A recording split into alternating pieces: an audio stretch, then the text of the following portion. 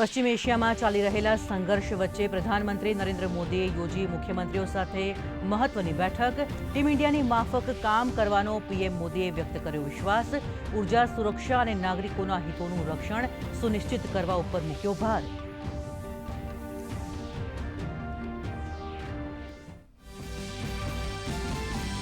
પ્રધાનમંત્રી નરેન્દ્ર મોદી આજે કરશે નોઈડા ઇન્ટરનેશનલ એરપોર્ટના પ્રથમ તબક્કાનું ઉદ્ઘાટન। ભારતને વૈશ્વિક વિમાનનું કેન્દ્ર બનાવવાની દિશામાં એક મહત્વપૂર્ણ સિદ્ધિ। ઉત્તર પ્રદેશના અર્થતંત્ર માટે સાબિત થશે ગેમ ચેન્જર।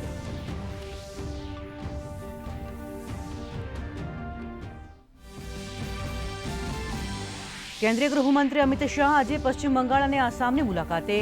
કોલકાતામાં ટીએમસી સરકાર સામે જાહેર કરશે ચાર્જશીટ।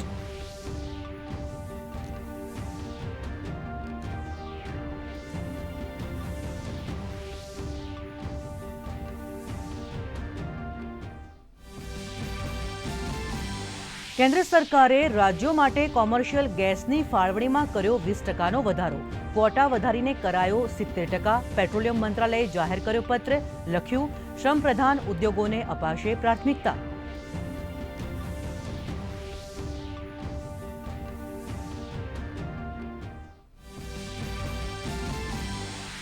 ઈરાન અમેરિકા સંઘર્ષ અંગે અમેરિકી વિદેશ મંત્રી માર્કો રૂબિયોનું નિવેદન।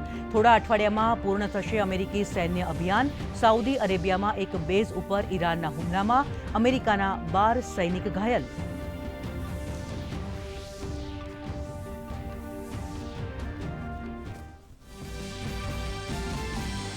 વારસાઈ સંબંધિત ખેતીની જમીન ઉપર થતા આંતરિક વ્યવહારોના કિસ્સામાં લાગશે માત્ર ₹300ની સ્ટેમ્પ ડ્યુટી।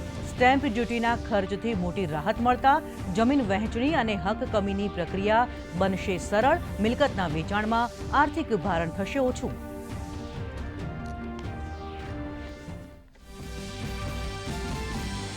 પાટણ ખાતે ખુલ્લું મુકાયું પબ્લિક પ્રાઇવેટ પાર્ટનરશિપ મોડેલ હેઠળ નવનિર્મિત આઇકોનિક બસ પોર્ટ। સ્થાનિક પ્રવાસીઓ માટે મુસાફરી બનશે વધુ સુગમ। નાયબ મુખ્યમંત્રી હર્ષ સંઘવીએ કહ્યું, શનિવારથી 850 ટ્રીપો કરાશે શરૂ।